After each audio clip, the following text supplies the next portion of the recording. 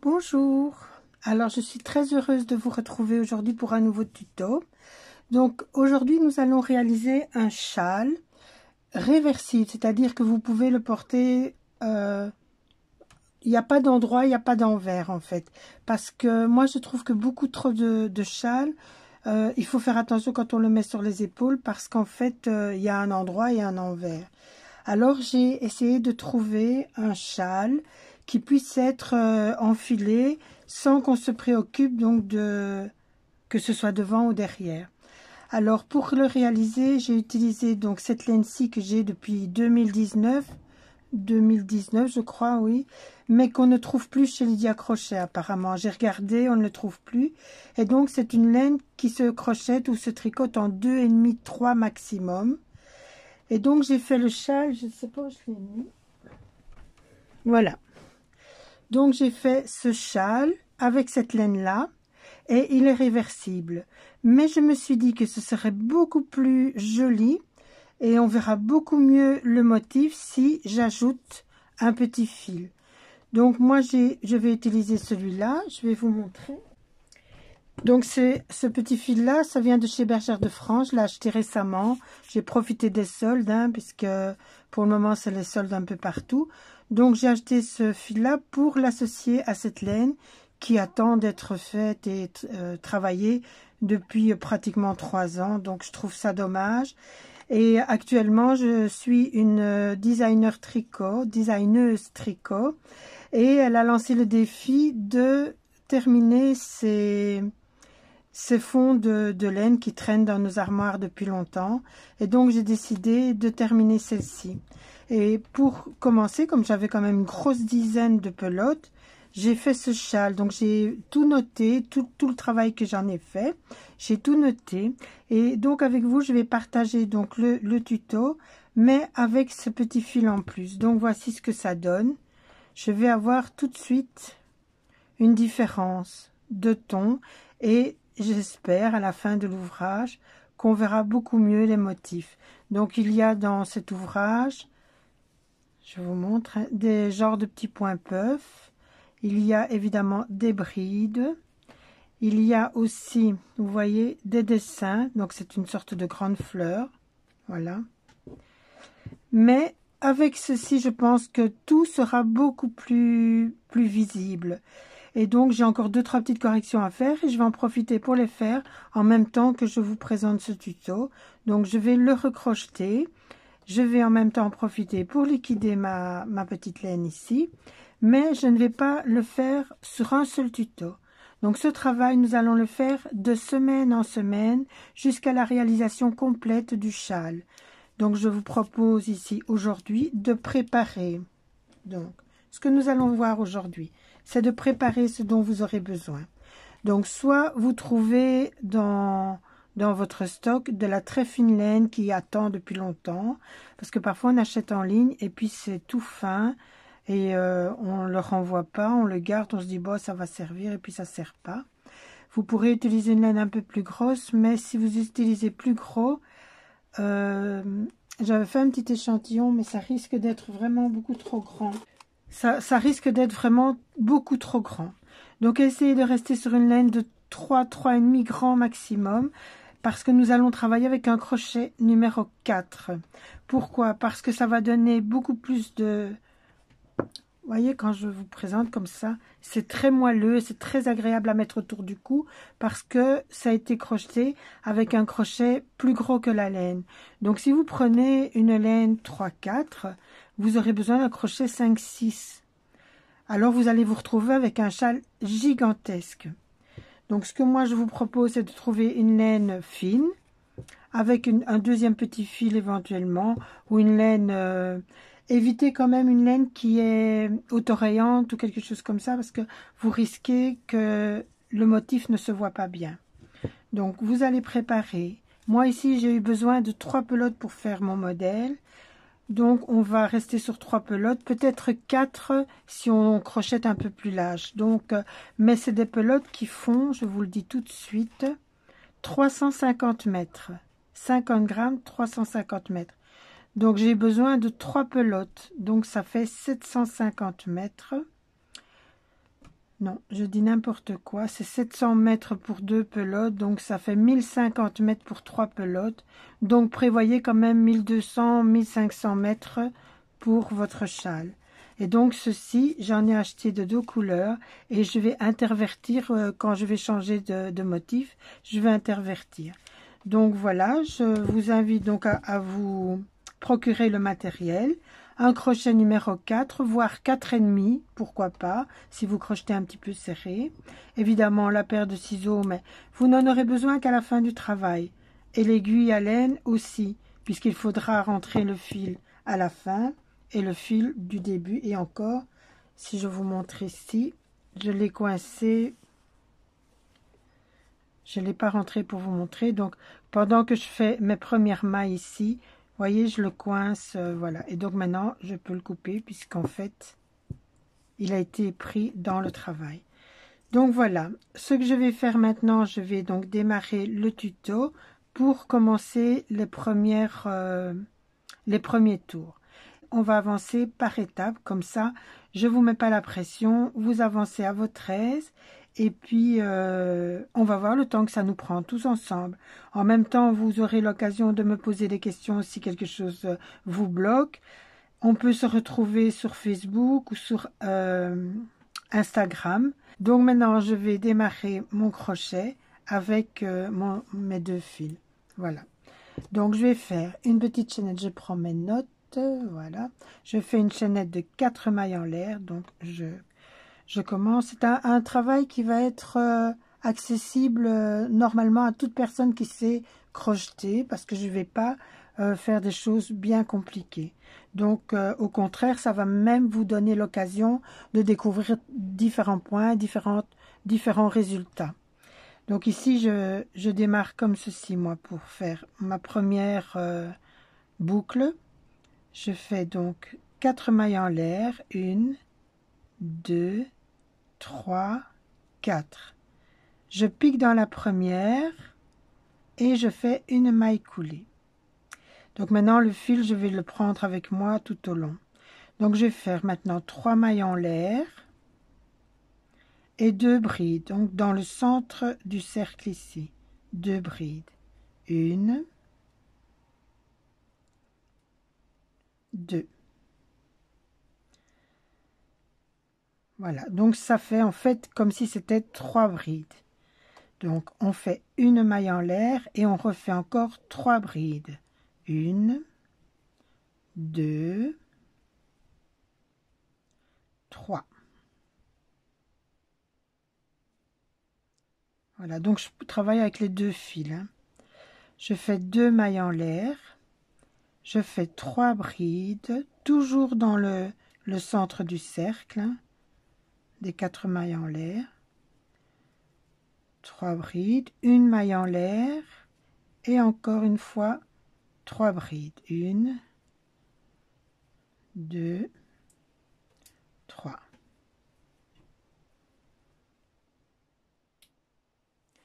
Voilà, il y a tout qui s'en mêle.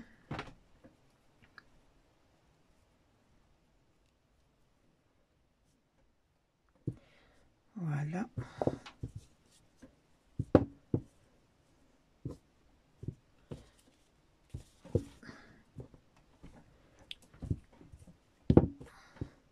Donc ça, c'est ce qui me restait de mon châle des 3 pelotes. Voilà, alors ici, si vous voulez, mais vous n'êtes pas obligé de le faire maintenant, mais vous pouvez déjà couper le fil. Voilà. Donc maintenant, on va continuer. Et en fait, ce qu'on a fait ici, ce sont les bordures. Donc, je vous montre sur le châle.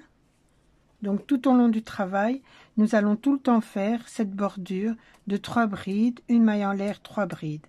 Donc, à chaque début de rang et chaque fin de rang, nous allons faire donc ces deux ensembles de 3 brides. Donc, maintenant, je retourne l'ouvrage.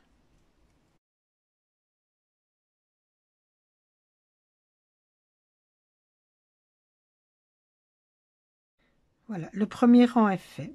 Nous allons donc maintenant passer au rang 2. Et pour ça, je vais donc faire des mailles coulées pour arriver jusque dans l'espace entre, donc pour le point de bordure, sous la maille en l'air. Donc je vais faire 2 mailles coulées et puis une troisième dans l'espace. Je fais 3 mailles en l'air, 2, 3, 2 brides. Donc je reste toujours au même endroit sous la maille en l'air. Hein. Voilà, je fais une maille en l'air. Donc c'est 2 groupes de 3 brides en fait. Hein. Et c'est comme ça au début et à la fin de chaque rang. Donc une fois qu'on a compris ça, ben ça va tout seul. 2, 3. Alors maintenant on fait une maille en l'air. Et maintenant nous allons faire 4 brides, mais il y a donc on va les espacer d'une maille en l'air. Donc une bride, une maille en l'air, une deuxième bride, une maille en l'air, une troisième bride, une maille en l'air, une quatrième bride, une maille en l'air. Donc ça, c'est dans l'espace entre les 2 points de bordure. Ça va? Et puis on refait le point de bordure qui est 3 brides, 1, 2, 3, une maille en l'air et de nouveau 3 brides, 2, 3. Maintenant, on tourne l'ouvrage et on va commencer le 3e rang. Donc, on fait une maille coulée, 2 mailles coulées et une maille coulée sous la maille en l'air. On fait 3 mailles en l'air et on termine le point de bordure par encore 2 brides, une maille en l'air et 3 brides. 1, 2, 3. C'est vraiment très joli, hein, ce petit fil qu'on a rajouté. Vraiment très joli. Alors, une fois qu'on a fait le point de bordure, on refait une maille en l'air. Et maintenant, donc, je vous montre. Nous avons les points de bordure de chaque côté. Et nous avons ici 4 brides, mais avant les 4 brides, il y a un espace, puisqu'on l'a séparé d'une maille en l'air. Nous allons donc travailler dans cet espace-ci, puis entre les dans les 4 brides, on va laisser 2 brides d'un côté, 2 brides de l'autre. Nous allons travailler dans cet espace-ci et puis dans cet espace-ci. Donc nous allons avoir ici 3 motifs. Donc dans le premier, nous allons faire donc 4 brides espacées d'une maille en l'air. Une maille en l'air, 2, une maille en l'air, 3, une maille en l'air, 4, une maille en l'air. En fait, ce que nous sommes en train de préparer ici, c'est l'arrondi du châle. Hein. Ce n'est pas un châle pointu, c'est un châle arrondi. Donc, on s'occupe d'abord de bien amorcer l'arrondi. Ensuite, on va ici entre les brides et on va refaire donc 4 brides espacées d'une maille en l'air. Une maille en l'air, 2, une maille en l'air, 3, une maille en l'air, 4, une maille en l'air. Et dans le 3e espace ici, avant le motif de bordure, on refait la même chose, 4 brides espacées d'une maille en l'air. 1, 2, 3 et 4. Donc, on fait la dernière aussi, on fait une maille en l'air. Hein. Après, on va dans le point de bordure et on fait le point de bordure qui est 3 brides, 2, 3, une maille en l'air et de nouveau 3 brides. On tourne l'ouvrage, on fait 2 mailles coulées pour avancer jusqu'à la maille en l'air, une maille coulée pour se mettre sous la maille en l'air. On fait 3 mailles en l'air, 2 brides, une maille en l'air, 3 brides.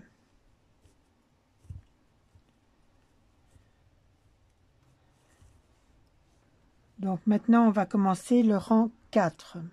Alors ici dans le premier espace nous allons faire un V. Donc on va faire une bride, donc dans l'espace, une maille en l'air, une bride. Oups. Ah, ça devait arriver. Voilà. Je vais préparer un peu de fil. Donc maintenant, nous allons passer donc entre les 4. Donc nous avons 4 brides ici. Nous allons faire un V au milieu des 4 brides. Donc on va sauter les 2 brides. Et avant les 2 suivantes, nous allons refaire un V. Donc une bride, une maille en l'air, une bride. Et dans l'espace suivant, donc avant les 4 brides de la pointe ici, nous allons refaire un V. Une bride, une maille en l'air, une bride. Maintenant, nous arrivons dans la pointe. Nous allons refaire la même chose qu'en dessous. Donc, nous allons faire une bride,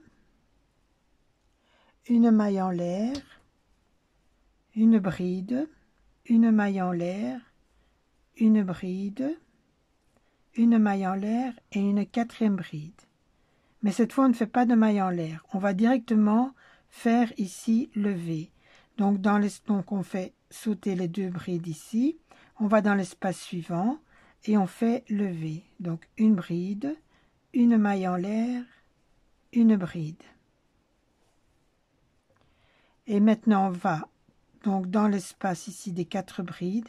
Entre les 4 brides, on va refaire un V. Donc, une bride, une maille en l'air, une bride. Et enfin, dans le dernier espace, on fait encore un V. Donc en tout, je vous montre, vous avez 1, 2, 3 V. Vous avez les 4 brides de la pointe, 1, 2, 3 V. Ça va? Donc 3 d'un côté, 3 de l'autre, la pointe et les 2 bordures. Donc moi, je les appelle les points de bordure. 1, 2, 3, une maille en l'air, 1, 2, 3. Et pour aujourd'hui, on va faire le 5e rang. Donc on tourne l'ouvrage.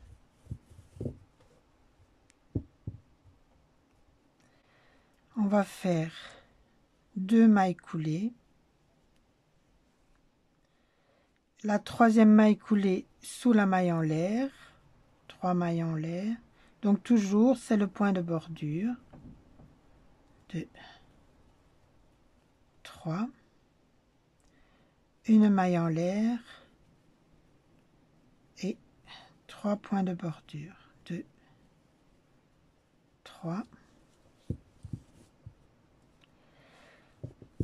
Je vais tirer un petit peu de fil de nouveau.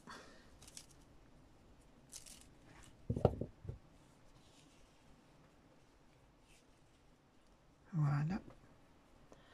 Et donc pour ce rang-ci, donc entre chaque V, nous allons faire une bride, une maille en l'air, une bride, 4 fois en tout. Donc pas dans le V, mais entre chaque V, nous avons 4 espaces, devant, derrière, devant, derrière. Donc vous n'allez pas dans le V, vous allez sur le côté. Donc ici on va refaire donc dans le premier espace, juste après le point de bordure et avant le V, nous allons faire un V. Donc une bride, une maille en l'air et une 2e bride au même endroit. On va faire la même chose entre les 2 V suivants. On va refaire un V.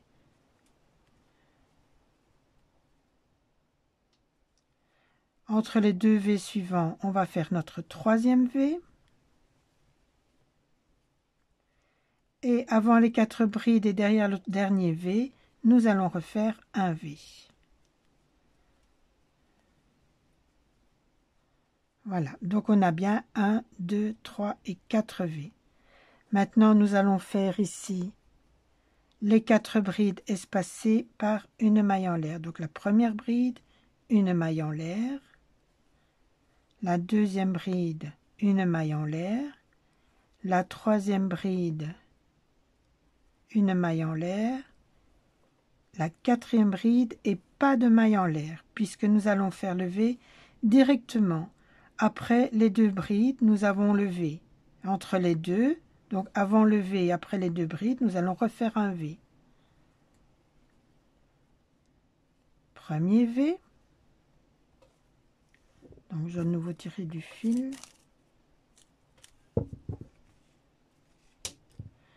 C'est pour qu'ils arrivent bien ensemble. Alors je refais un V entre les 2 V.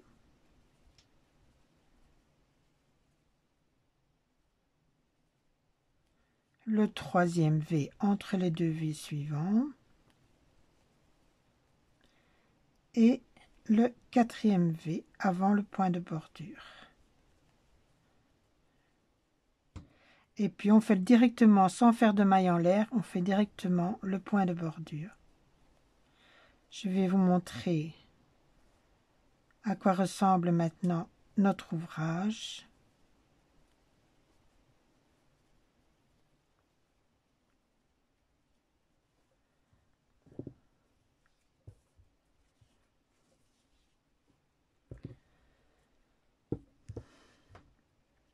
Voilà.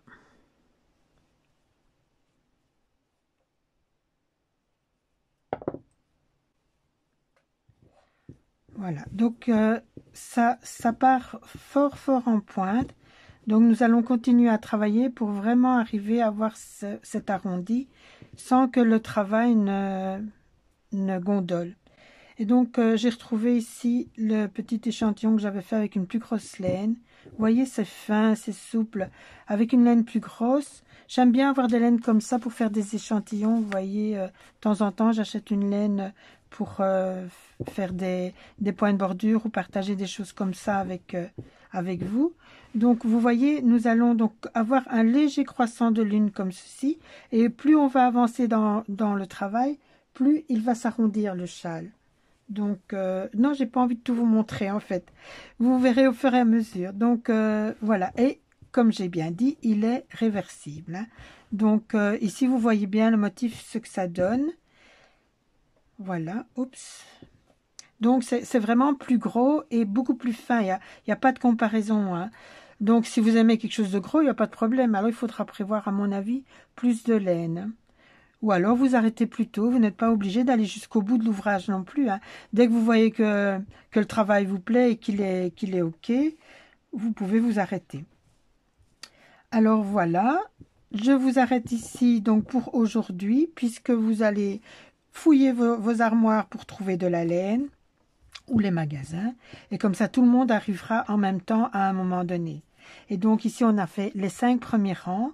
Et je vous retrouve à la prochaine vidéo. Je pense faire une parution tous les 4-5 jours, voire une semaine, ça dépendra un petit peu du travail, mais je pense 4-5 jours, ça devrait aller. Comme ça, on travaille entre un quart d'heure, une demi-heure, voire 1 heure pour ceux qui travaillent un peu moins vite. Comme ça, c'est bien de le faire sur une semaine, ça ne vous met pas la pression, quoi.